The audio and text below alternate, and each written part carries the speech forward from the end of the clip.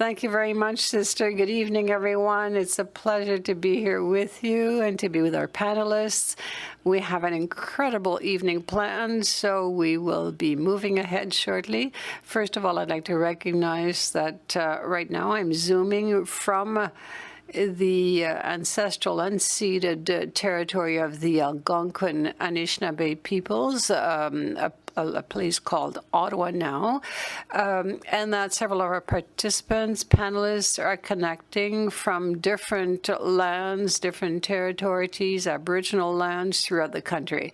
It's important to recognize that in our activism, when we commit to equity, to justice, that fight is directly connected to the fight for justice on this land that Aboriginal peoples have led for, or where they have been for more than 500 years. So I'll now read the anti-harassment statement from the PSAC.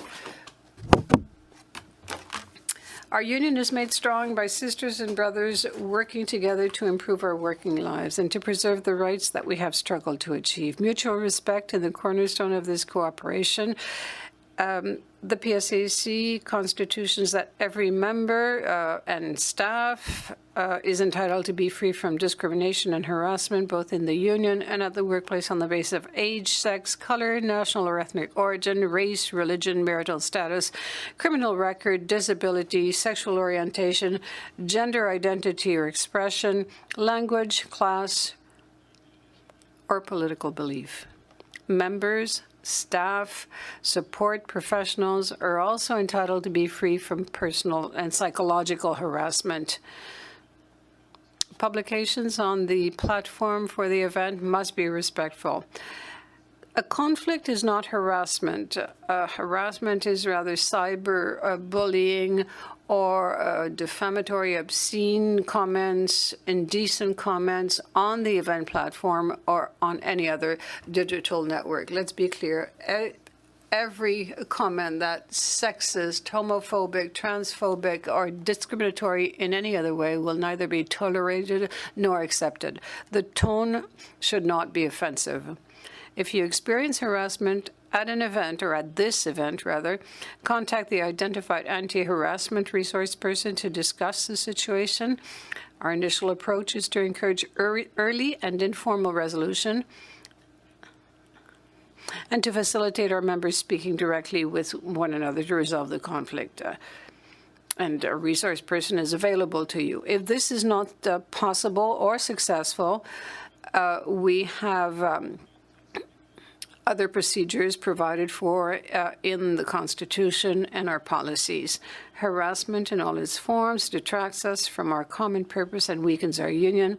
Let each one of us, as we work together, treat each other with dignity, compassion, and respect.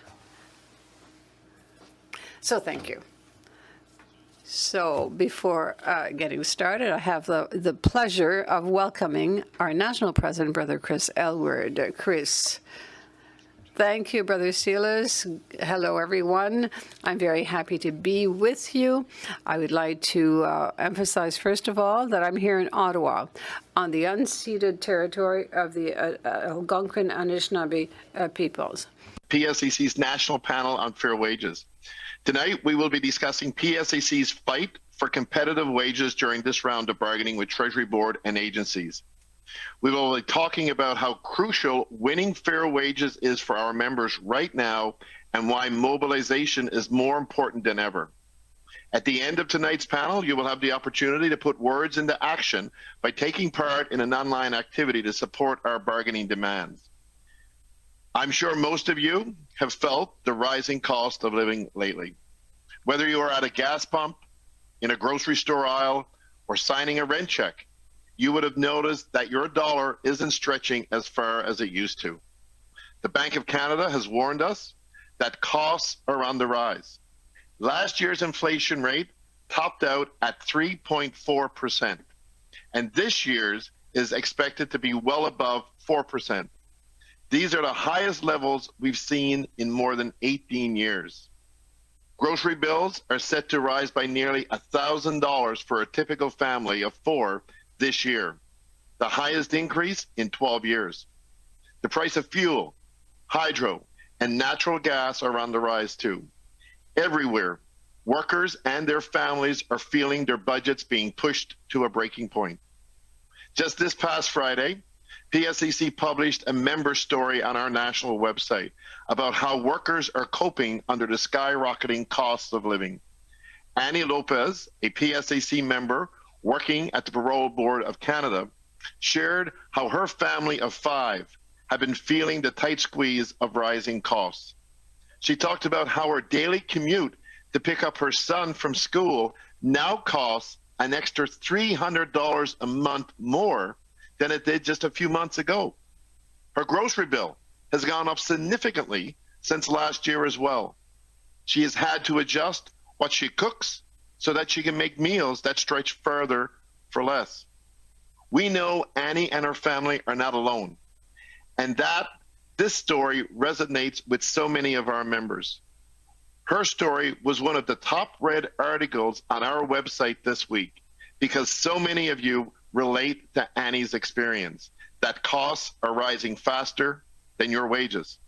Now, more than ever, we need fair wages and good working conditions, not just for members of the public service, but for all Canadian workers. The federal government is Canada's largest employers.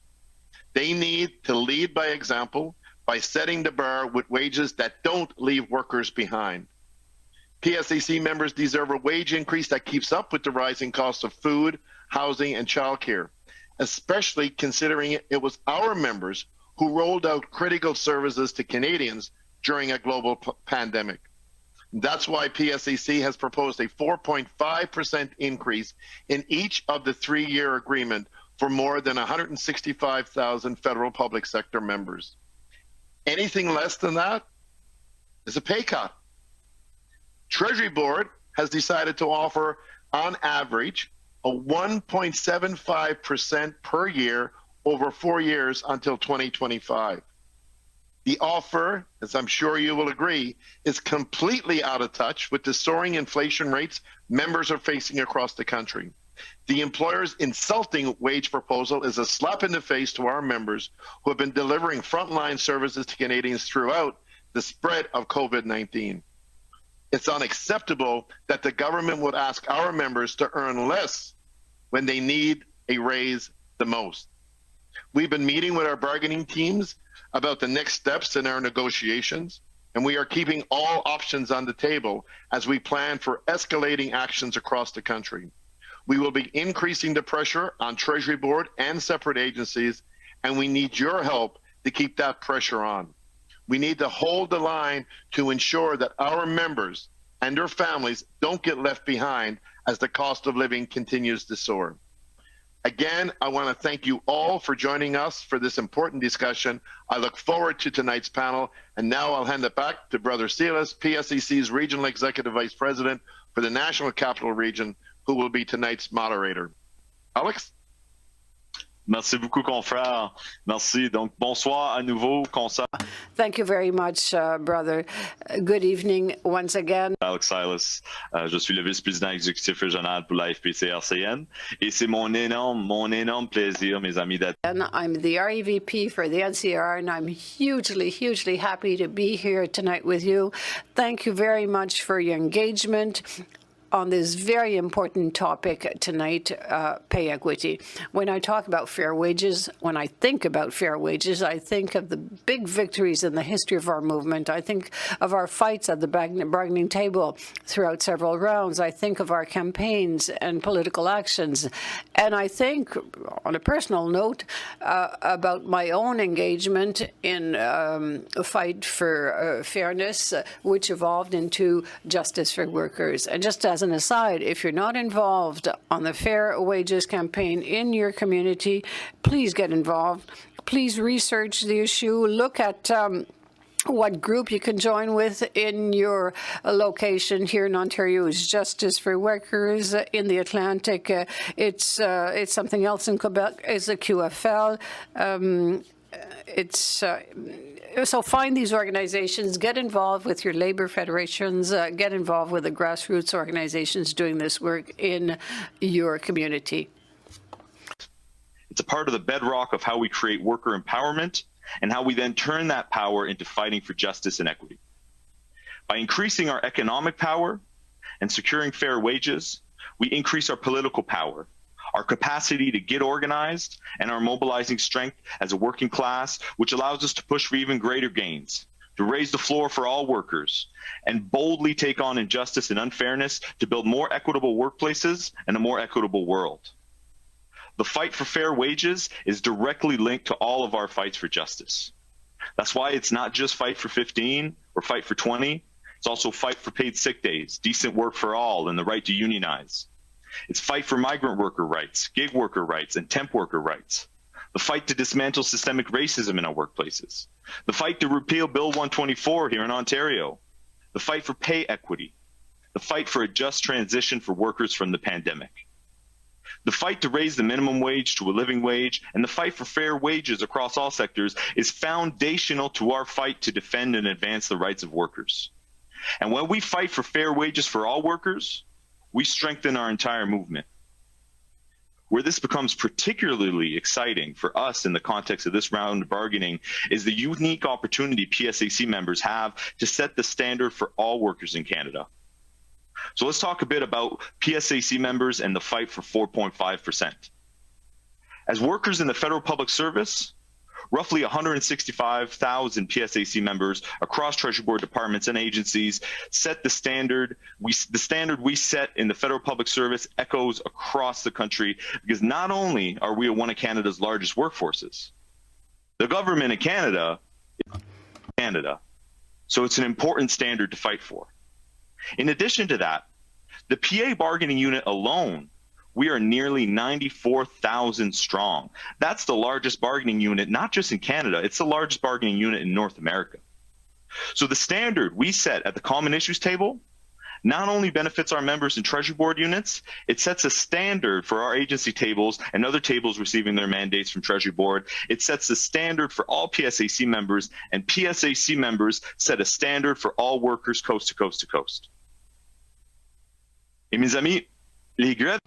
Friends, the strikes of the PSAC make history. The wildcat strike of the CRs in 1980, the general PSAC strike in 91, which is the largest strike of a single union in the history of Canada, the work to rule of one day of the FBs recently in 2021, which was one of the greatest victories of workers after the pandemic. And of course, the strike at the Auditors General, which finished after 4 months, which is not only the first strike in history of the Auditor General's office, but it's also the first general PSAC strike during the pandemic in a mostly virtual context. We'll hear Sister Marie-Ève Tremblay, who will tell us the story later in the panel. And I encourage you to think of the way in which a group of 165 workers can face their employer and stand up to their employer and Treasury Board and obtain significant gains in their fight for equity. Imagine, that's 165 workers. Imagine what 165,000 workers could accomplish. Because although we're not on strike now, we're contemplating strike, that is exactly the type of capacity that we are now building, that we must develop. And I know, for having had numerous conversations with members of the PSAC throughout the union, the country, our components, I know that we are preparing, I know that we're organizing and making things happen for a fight. The main issue in this bargaining round are wages. Members of the PSAC have not received an economic increase in line with inflation for too long. And given higher prices, housing that is inaccessible, groceries, etc., with an inflation rate of more than 5%, our teams are proposing a fair and reasonable wage increase of 4.5%. The employer made us the insulting offer of 1.75%. They really don't take this seriously, but we saw it coming. We knew that we would have to fight during this round for fair wages, and we will fight. Fight, we will. Those 5.5 4.5% will give us a very necessary wage increase for public service workers in line with the cost of living, and it will continue to build a strong federal public service and a resilient federal public service that Canadians count on. The members of the PSAC supported Canadians throughout this whole pandemic. We were there on the front lines by providing essential support. We want to strengthen public services. We want to guarantee fair wages. These are key elements for fair transition for workers after the pandemic. This bargaining round for us is an opportunity to start this fight for equity, to up the standard for PSAC members and to up the standard for all workers in Canada. So let's start that fight. Let's start this discussion with our incredible panel, and later we will have an opportunity to take action. Our first panelist, Marcelo Lazaro, works at CFB Esquimalt in Victoria, BC. He's been a member of the SV team for the past 3 rounds. During his first round, he was also part of the sick leave subcommittee and the WFAA subcommittee. And for the past 2 rounds has been on the Common Issues team. He's been an activist in our union for the past 16 plus years, and also has recently become the new regional vice president for the BC region of the Union of National Defense Employees. Brother Lazaro, the mic is yours. Thanks, Alex. You almost covered everything out there. I sit on the bargaining team for the SV team, being elected the best bargaining conference. Also a member of the Common Issues Committee for the last 2 rounds. We've been fighting fair wages for a long time. 2 rounds ago, for the SV team, we had a pay study that was on the table, and we had a huge increase for some of the classifications. And this time around, again, we are fighting for fair wages for the SV team. It ranges for 12.7% all the way up to 27%. Depends how the classification that you belong to. We were sitting at Common Issues 2 weeks ago when we got a proposal from the Treasury Board, which is pretty much almost everybody fell off their chairs. We couldn't believe the insult that came through it, with the ridiculous amount of money that they came to the table that doesn't even cover cost of living on inflation. It's absurd.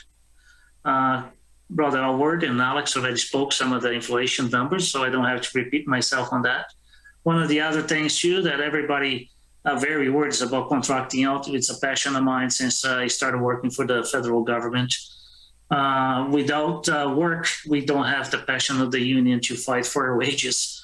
So that's one of the highest things that we have right now. I've been a member for 16 plus years and always fighting for fair wages. It's one of the things that comes close to our hearts. I'm from the West Coast, and the cost of living on the West Coast, unfortunately, is a little higher than most of the other country. That's being said, we got to live with what we have. But that being said, the work-life balance is another important issue too. We are looking into getting some life balance for the members, for members to have a place where they can work from home if they needed to. If they don't, they can work from work, and so on. So job security is another one that we've been fighting for, trying to put language of contract and the collective agreements. That speaks on how we can protect our jobs through the workforce adjustment.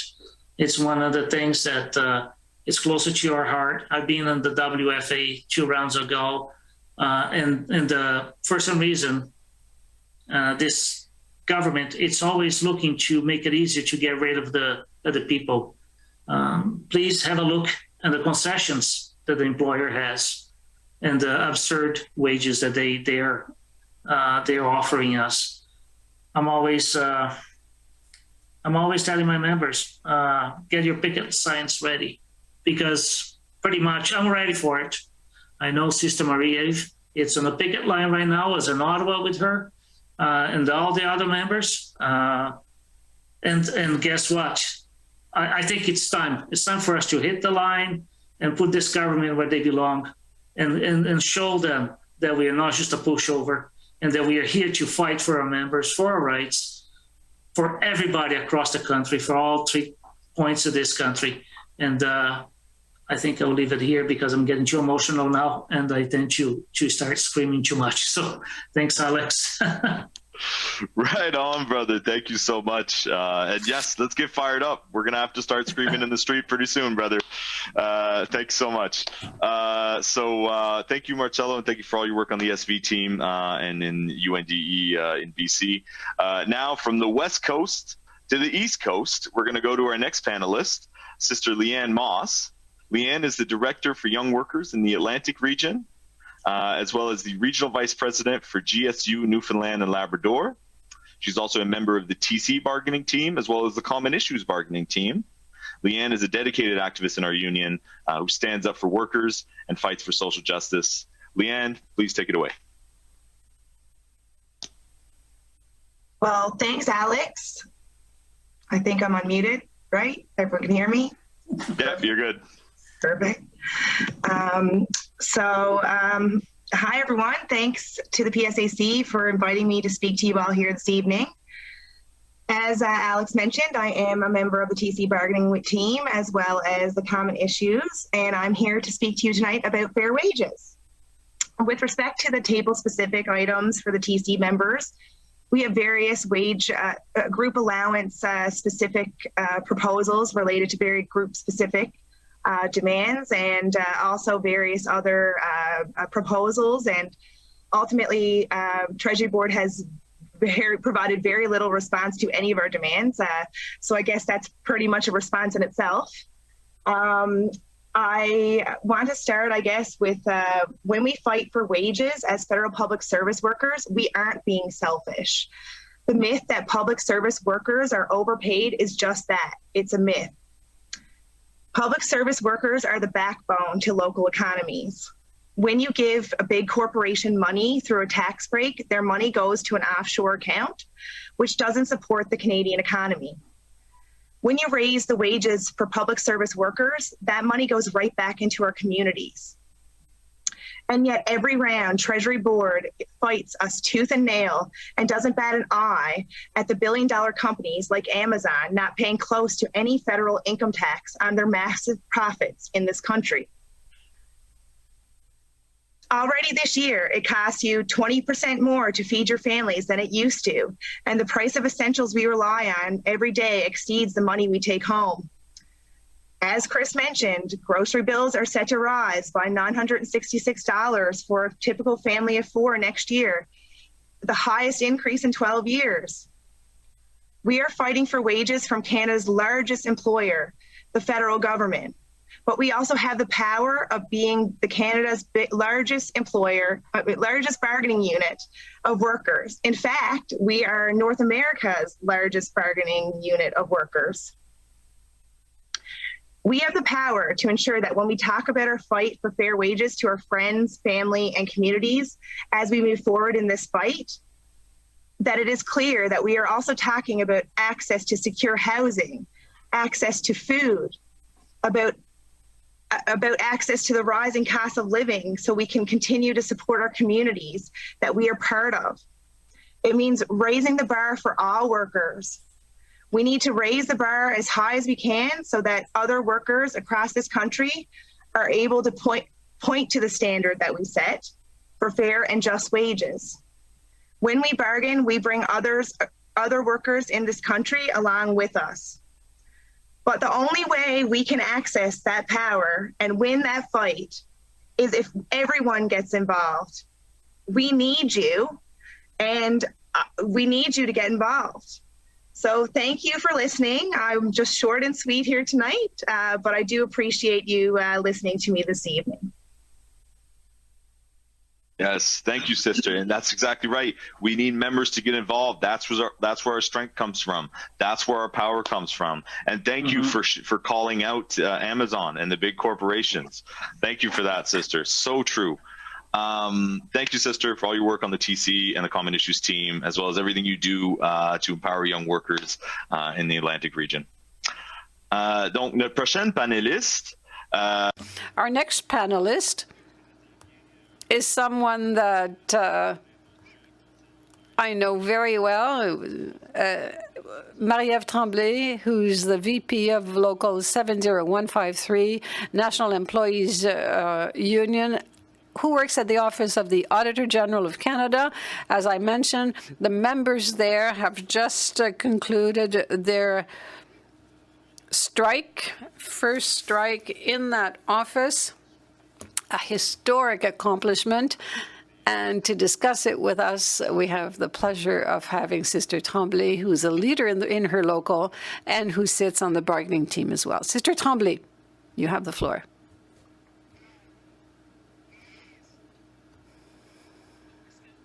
Can you hear me? Yes, we can hear you. Great. Depart when my background says, we finished the strike. Or despite what you see behind me, we did, the strike is over, but I kept my background. I just wanted to give you a flavor for the strike. So I'm very happy to be here to share my experience.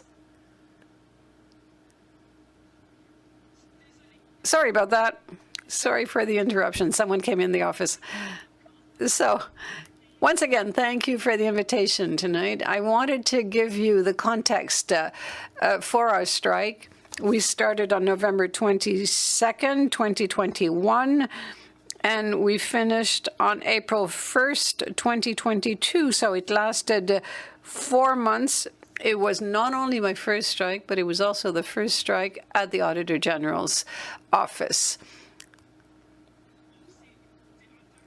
As a member, I have to say, I was a little bit lost as to what was going to happen in the next few weeks or the next few months. My colleagues and I didn't know what to expect, really. I also was wondering what kind of option I could take as we were working remotely. You know, when you think of a general strike, you think of picketing in front of your office, but you know, during that strike, we were all working from home. So what was going to the strike? What was the strike going to look like? So we really leaned on our mobilization team. We set up a mobilization committee that met regularly to talk about what we could do during the strike. We also decided to use the WhatsApp application to create a group chat so the local could talk with the members and the mobilization group easily. We realized very quickly that one of our challenges was membership communication. Since we were all working from home, we needed to find an efficient communications method. The more detailed messages were sent by email, but there were sometimes quick messages that we needed to send, and they were easily sent through a group chat or group text. We also asked our members to set themselves up as teams, and we encouraged them to set up their own groups or subgroups to support each other during the strike and to share messages to communicate. So these communications tools were not only important to share information with our members, but they really gelled the unit. They really contributed to our solidarity through these group chats that we were able to talk about different ideas, different strategies, and it's really through that group that we were able to stabilize our action and create that solidarity, which we badly needed when the general strike was launched. With the PSAC reps, we organized Zoom meetings on a regular basis to keep communication lines open. That was really key as well during the strike. We started with a work to rule. So we kept our schedule to 7.5 hours per day, no overtime. We took our coffee breaks. We took our lunch break. That strike was also important to, we only kept to the duties outlined in our job descriptions. You know, when we work, we very easily help out this person or that person. But during the strike, the work to rule, we really kept to our job descriptions. And we shared documents and email examples to our members that they could share with their managers. And then we started with a rotating strike. we decided on which group would do a rotating strike. We had the communication group first, and then the contract group to escalate our actions. And this all brought us to a general strike. So the work to rule, the rotating strike, were an escalation at each step. It was an escalation, putting more and more pressure on our employer towards the general strike. So that took us to the end of February when we declared our general strike. Once again, it was a first for our members. It was a first for me. It was the first strike of the office. It was a virtual strike, the very first one since the pandemic. So I can tell you the first few days were a little bit chaotic. We didn't quite know how we would work it out, put pressure on our employer, all working from home.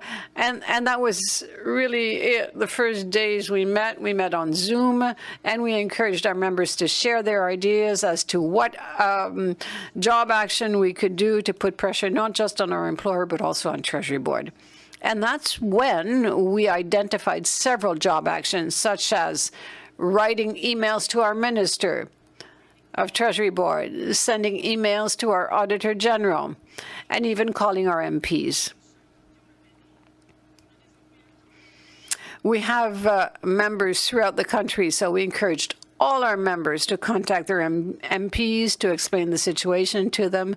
These were all ways to put pressure on the Bureau, on the Auditors General, and to obtain a new mandate at the bargaining table, but to do it all virtually. We also relied on the different talents of our members. We're a small group, 165 members, but we're a very diversified group. And we really relied on their talent. We had members in the communication team that helped us with those messages that we needed to call MPs. They helped us preparing an email. We had the graphic team that helped us with our Twitter war, to launch the strike on social media. We had tons of different articles coming out on social media. And we even included our project management group.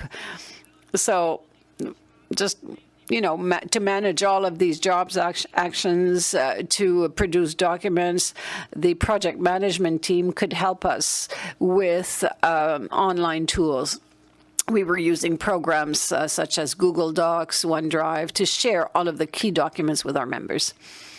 And then after a few weeks of virtual strike, we had an in-person strike.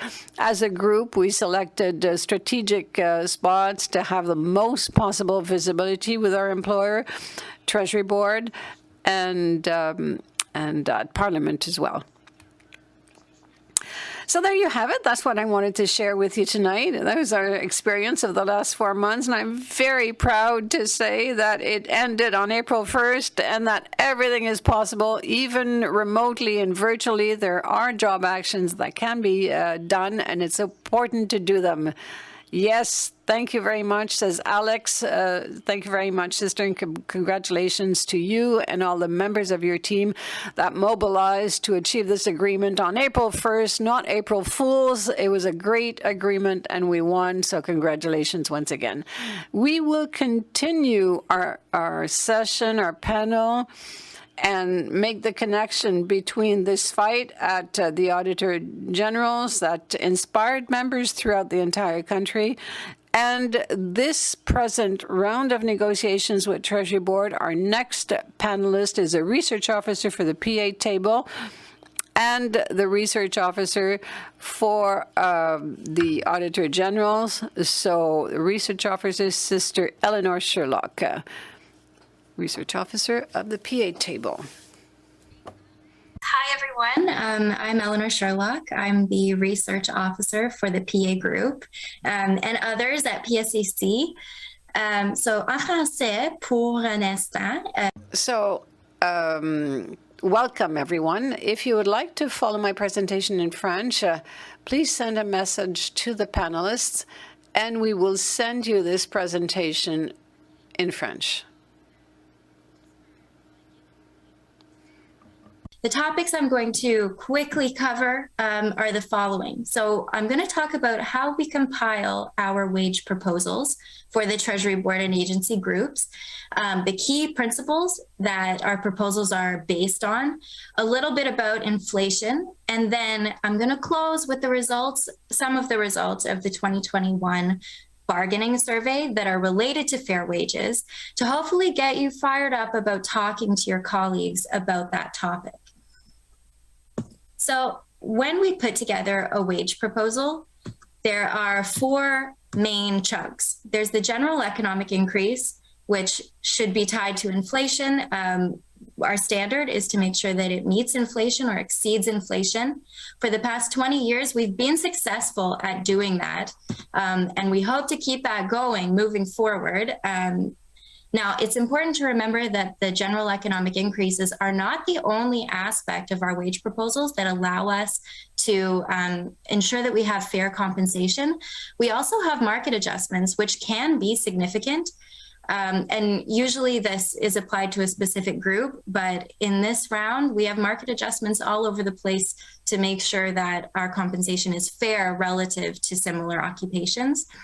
We also have allowances, which are meant to capture the value of additional skills and responsibilities, and premiums, which do the same thing, just usually on an hourly basis. Now, when we prepare our demands, both monetary and non-monetary, we consider these key principles, which are all different factors aimed at ensuring fairness. Now, we're looking at recruitment and retention. Is the government going to be able to recruit and retain skilled and qualified people? We consider things like the job market. Right now, unemployment is very low, which can mean it's more difficult to recruit employees that are qualified. This can put upward pressure on wages. External comparability to similar occupations in the private or other sectors, the internal relativity of classifications to each other or between different agencies, and then the nature of the work performed. Now, we've heard a bit of this today. Simply put, inflation is the rate at which the prices of the things and services that we use to sustain our lives increases. I won't go too much in depth with this, but when we look at inflation, we mostly look at the consumer price index because it's most closely related to wage inflation. Now, CPI is one of the measures of inflation. It tracks how much the average Canadian household spends and how much that changes over time. Now, in order for CPI to apply perfectly to you, you would have to be a perfect average Canadian spender, and not everybody is. There are differences by region, there are differences by lifestyle, and sometimes when things change in society, the way that we calculate CPI has to change to reflect that. It has about 8 major components, things like food, the cost of shelter, general household operations, what it takes to maintain a household, such as furniture and equipment, clothing and footwear, transportation, health and personal care, and then recreation. And as you might be thinking, yeah, some people spend more in certain areas than others just based on individual choice, but generally there is a consistent pattern that can be captured by CPI. And the numbers that we've been seeing for the past couple of years, in part due to the pandemic, are definitely above average and need to be reflected in the general economic increases that we achieve. So this is simply to show you that there are regional differences based on various factors depending on the time that we're looking at, but generally the average for 2021 was 3.4%, and that's pretty consistent with what you see in most provinces and territories. Now, when it comes to Treasury Board bargaining, in order to kind of get the pulse on how members are feeling about the various priorities that we could pursue in bargaining, we conducted a survey in the winter of 2021 Over 8,000 people responded to the survey, and the results were very interesting. Some of them gave us information about how people perceive the various achievements we've made in the past and the areas for improvement that we may have. And they were as follows. So on the issue of fair wages, what we found from the bargaining input survey was that over half of our members considered getting better wages, allowances, and premiums to be their number one priority for this round of bargaining. And you have to think, they said that in January of 2021, and inflation has mostly made the news for being so high since then, although it was high at that time too. So consider this when you're thinking about discussions you might want to have with your colleagues. Over half of people consider these issues to be their number one priority. Over half of people want to talk about this and are ready to get fired up to have these conversations and stand up to their employer, who has so far not shown any indication that they're taking fairness when it comes to wages seriously in this round of bargaining.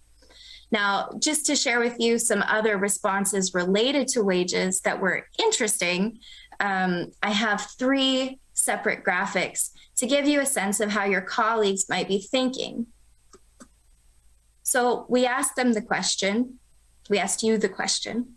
do you believe that your current wage is fair when taking into account your responsibilities and experience? And we found that the perception of the over 8,000 members who completed the survey was largely no, they don't consider their wages to be fair. Now, it's important to remember that this is a question of perception. There may or may not be strong arguments for whether somebody's wage is fair or not, but you can see that a lot of people are feeling that they need to be compensated better this round of bargaining. And that means that a lot of people might be willing to fight on that issue. Additionally, do you believe that your current wage is fair in comparison with similar workers in other sectors of the economy? This could speak to potential retention issues for the employer. Over 63% of people said no. And finally, this one is startling. Over 78% of the responding members said that they did not feel like their wage had kept up with the cost of living over the past years. Again, this is a question of perception. We do have information that reflects that we haven't been off when it comes to inflation, but you can see that a lot of people really want to push on the issue of their compensation. Now, in actual fact, when we look at what the consumer price index has been for the past 20 years versus, for example, what the PA annual economic increases have been, we can show that the annual economic increases have been on average slightly above the consumer price index since 2007, which means we have met and exceeded our target of keeping pace with inflation. And then on top of that, there's the aspect of, well, we've achieved market adjustments during that time as well, which isn't included with the annual economic increase.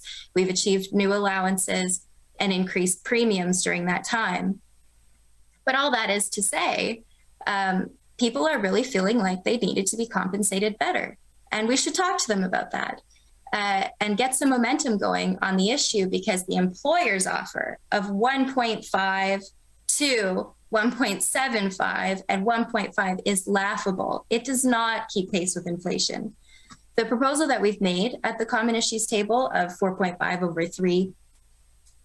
over every year of 3 years, I think will allow us to maintain our standard of keeping pace or exceeding inflation.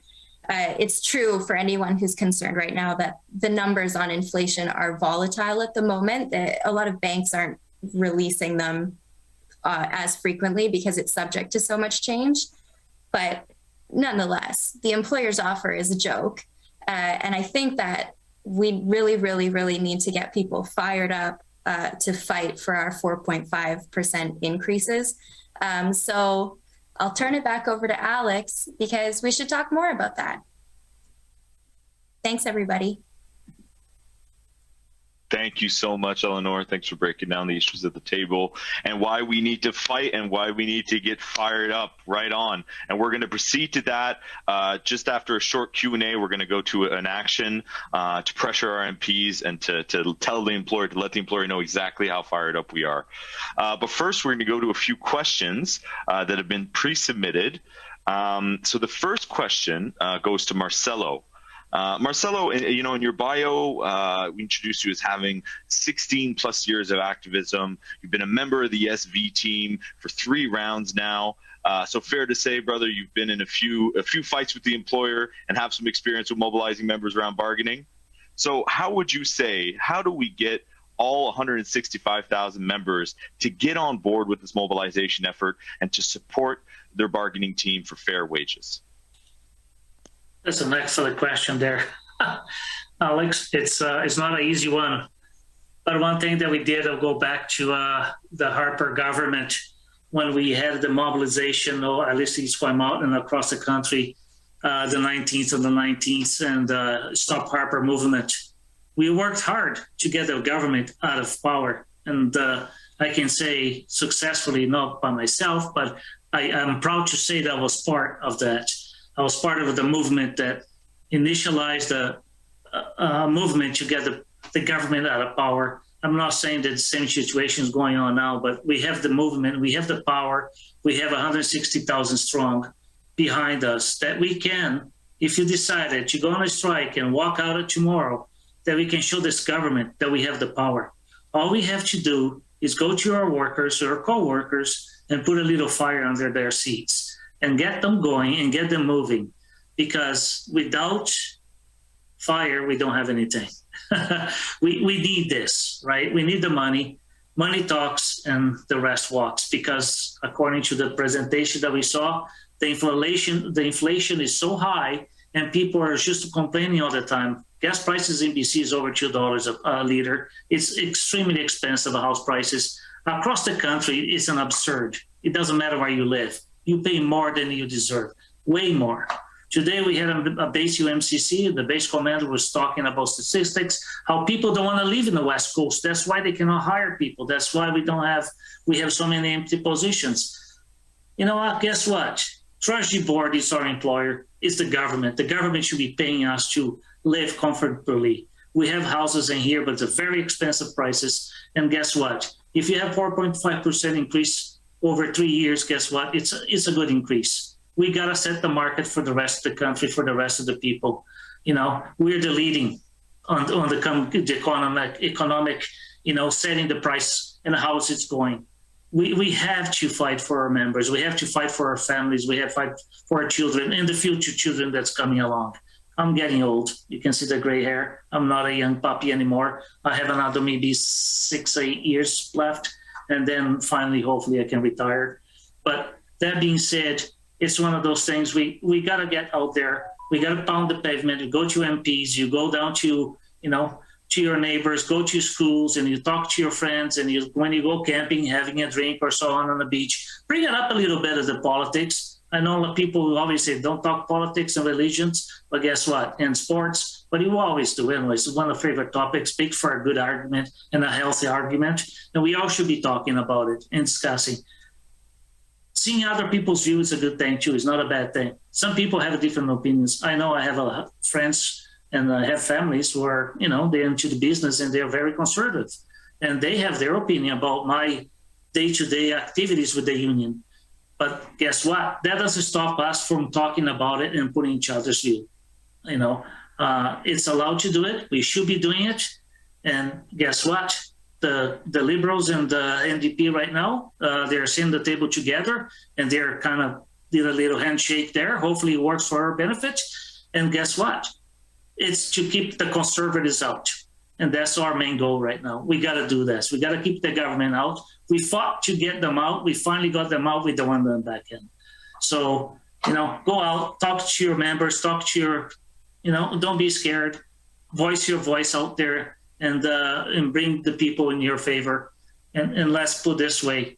We need the money. Without money, we don't have anything. So we always said since the beginning when they first started 3 rounds around, most of the bargaining, we don't want concessions. but there's three things that are important: money, money, and money, right? Let's talk about that. Fair wages for everybody. Doesn't matter who you are, where you work, you deserve a fair wages. Was part of it a few years ago, and the campaign started for the $15 minimum wage across the country, and that's supposed to be, like you said earlier, Alex, it's supposed to be $20 now. 15 doesn't cut out anymore. So let's keep fighting the good fight and get out there and pound the pavement and make sure you all talk to your members, talk to your MPs. I know I've been in contact with our regional office in here. I want to love my MP. He's an NDP guy, and he's an amazing person, actually, Randall Garrison.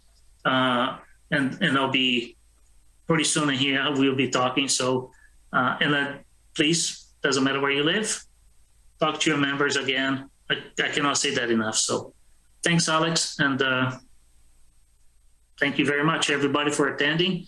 And 218 people on the call. It's very impressive. And I'm kind of glad that we have that many people interested to listen to us. So thank you so much for calling. Thanks. Thanks, brother. We got to hit the pavement. We got to call our MPs. We got to stand together because we are strong when we are together. As Marcelo just said, we are over 160,000 strong. If we stand together and we show this employer that we're serious and that we will take it all the way to a strike if we need to, we will win, friends. But we all got to get in it together.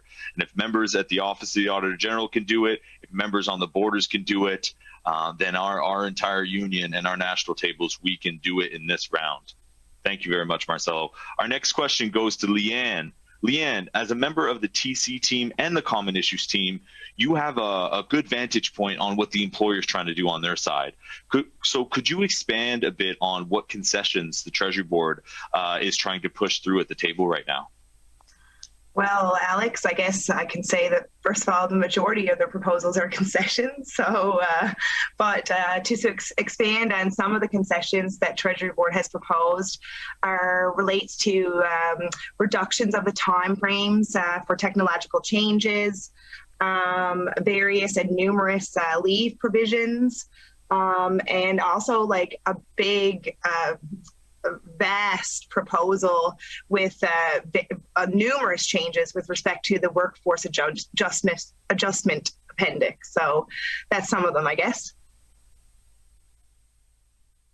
Yeah, and the employer, that's like you said, all their proposals are concessions. Not I can keep going, but I think they're the biggest ones that I'd like to kind of highlight for the membership. Like they're the ones like the workforce adjustment proposal is very in depth, and it's definitely a huge impact to our membership. So yeah, absolutely. And that's an important piece to keep in context for members too. Bargaining, it's not like we go there and we have our proposals and then we get to just pick what we want to add. We're confronted with an employer that is not only fighting tooth and nail against every improvement we want to create, but they're also trying to create concessions and have clawbacks in the language that's already there. So we have to fight to make sure we have the no concessions agreement and fair wages and the other improvements that we're seeking. Yes, and that's certainly what our team members are standing for, no concessions. So thank you, everyone. Bon courage, Gonçalo. Thank you so much. So our third and final question before we go to our action, je vais la poser en français. And I'll put the question in French. Sister Tremblay, during your presentation, you mentioned this. You talked about your creativity and how you use the different skills and talents in your group. One thing that was really amazing that I realized during your strike was the creativity of the members in the local. Can you develop on that theme? Can you tell us the most creative strategies that your local used during this effort of mobilization? Absolutely. A couple of things we did at the beginning had to do with our backgrounds, our technological backgrounds with the PSAC team's assistance. We had a breakdown that said, I support my bargaining team. And during our meetings with the employer, we always had them up. So that was one way to make ourselves a bit more visible to the employer before the general strike. We also added signature blocks and comments to our correspondence saying we support our bargaining team. That's So there was a message on our backgrounds, on our emails, and that was one thing that we did during our work to rule strike and during our rotating strike, and also to support our members that were on rotating strike already. Other creative ways, especially during the general strike, was this. We had songs or mini songs with the members of the bargaining team.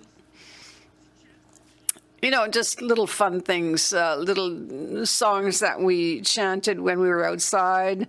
We had a couple of members with megaphones that were singing the songs out. It was a creative way to build up energy and to fire up the members when we were all outside. Things like that. All of our members looked for creative ways to show support to all our colleagues.